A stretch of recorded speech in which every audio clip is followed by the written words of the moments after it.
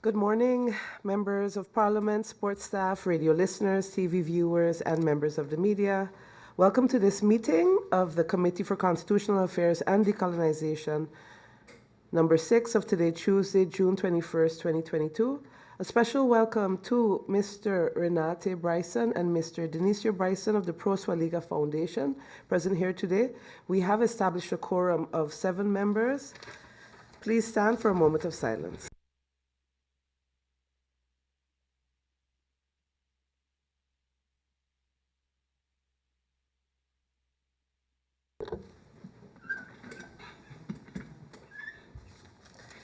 I have received a notice of absence from the following committee members: MP William Marlin, MP Ludmila De Weaver.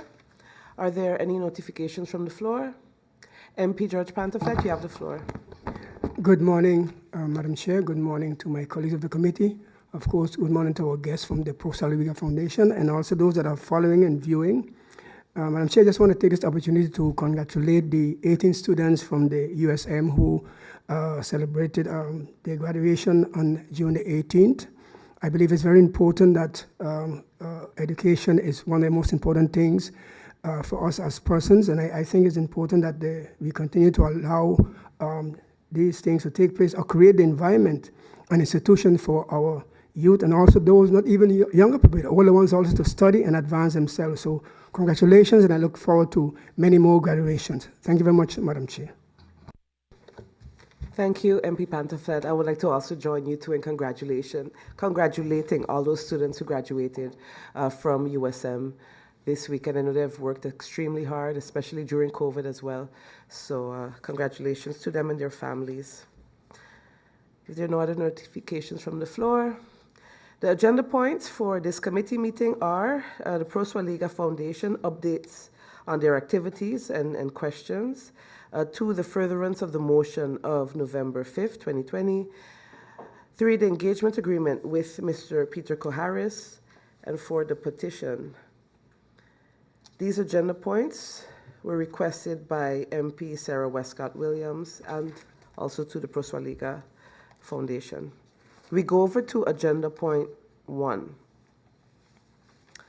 On December 29th, 2020, Parliament received an email IS 262-2020-2022 from MP Wescot-Williams with questions regarding the Pro Soualiga Foundation. In her email, MP Wescot-Williams also requested at a meeting of the Constitutional and Decolonization Committee, Constitutional Affairs Decolonization Committee of Parliament be convened to provide answers to questions posed. Additionally, on May 21st, 2021, Parliament received a letter from MP Wescot-Williams, IS 680-2020-2021, with the request that a meeting of this Committee of Parliament be convened to discuss a number of topics mentioned under agenda points 2, 3, and 4, hence today's meeting. At this moment, I would like to give the floor to the requester of this meeting, MP Wescot-Williams, for an elucidation on her request.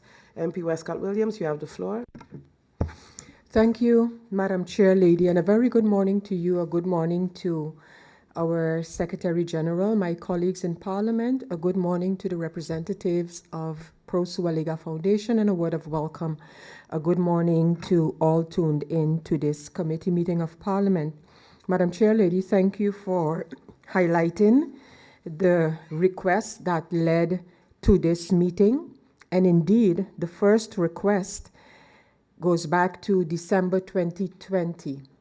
And I specifically mention this because now we have agenda point 1, that is a combination of those questions and an update, I guess, to be given by the Pro Soualiga Foundation.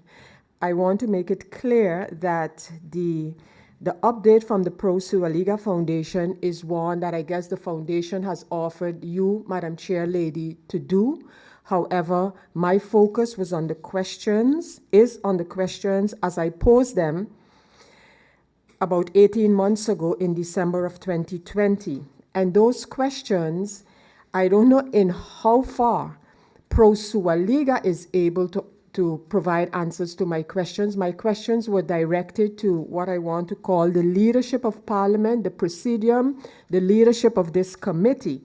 And so, Madam Chair Lady, I need to also stress, especially for the general public to understand, that my letter of December 2020 with questions pertaining to the Pro-Soualiga Foundation had to do with the fact that at that time, we as individual members of Parliament, I as an individual member of Parliament, received several communications from the Pro-Soualiga Foundation and attorney Denisio Bryson in particular.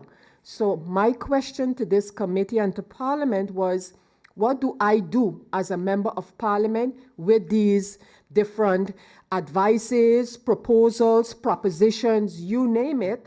And based on that, my following questions were put forward. I don't know if these questions have been shared with the Pro-Soualiga Foundation, but I would therefore like to go into these questions, Madam Chair Lady, as presented to Parliament in December of 2020. As I mentioned earlier, at that time, December 2020, I informed the President of Parliament that during the past days, members of Parliament, including myself, have been receiving emails from Mr. Denisio Bryson, sometimes at titre personnel, other times as President of the Pro-Soualiga Foundation, and that Mr. Denisio Bryson usually concludes his communication with a request for comments and or feedback from the MPs. Several of Mr. Bryson's emails regard the matter of decolonization. And it appeared to me that Mr. Denisio Bryson, aforementioned, was acting in some type or some sort of advisory capacity. So my question to the committee and to Parliament was, is this so? Is my assertion correct?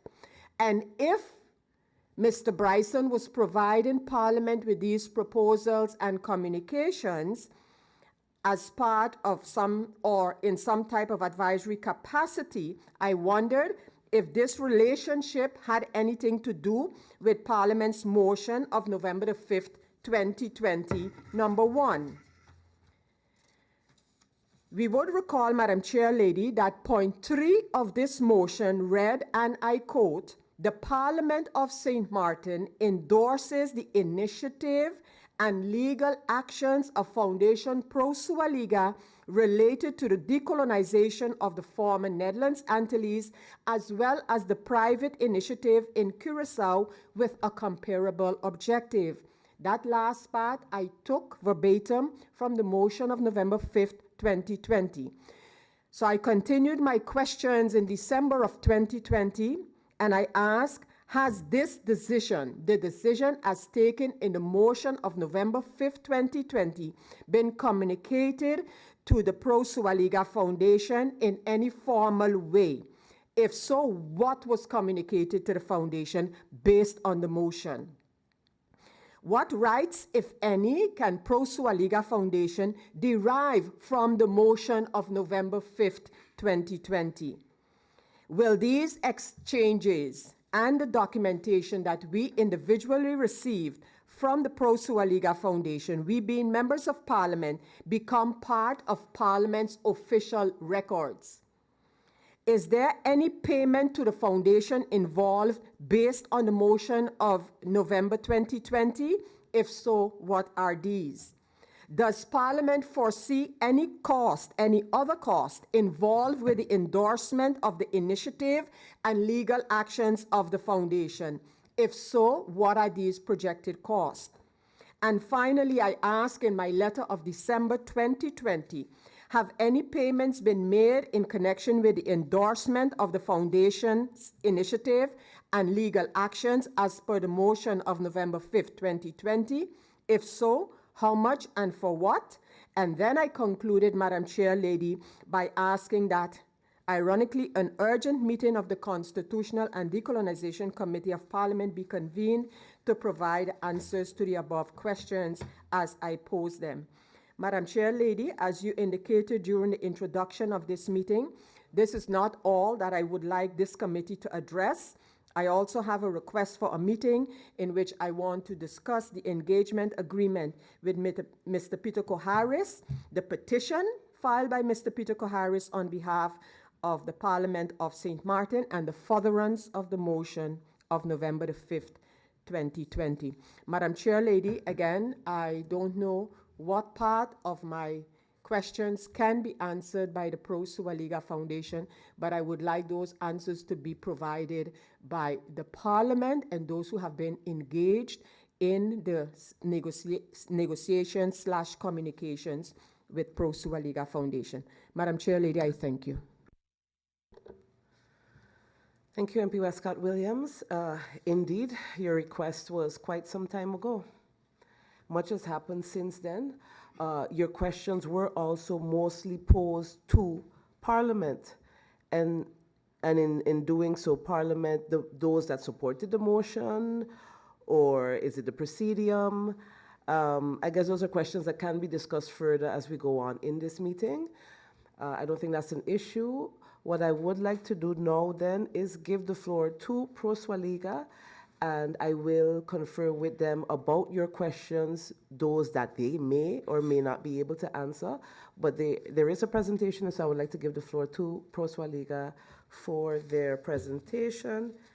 Mr. Renate Bryson in particular. And then I guess we can get to the questions after the Foundation's presentation. And so, Mr. Bryson, you have the floor. All right. Thank you, Madam Chair Lady. Good morning to the honorable MPs that are present. My name is Renate Bryson. I'm Secretary of the Pro-Soualiga Foundation. And along to my right is Mr. Denicio Bryson, who happens to be the President of Pro-Soualiga Foundation. We are here today for a myriad of reasons. One is to kind of clear up some of the misconceptions and dubious issues that we have regarding our decolonization history, which we'll wrap up quickly. And then, obviously, to present to the committee where we're at now and where we intend to go within the near future. Yes? So if you will indulge me to start with the presentation.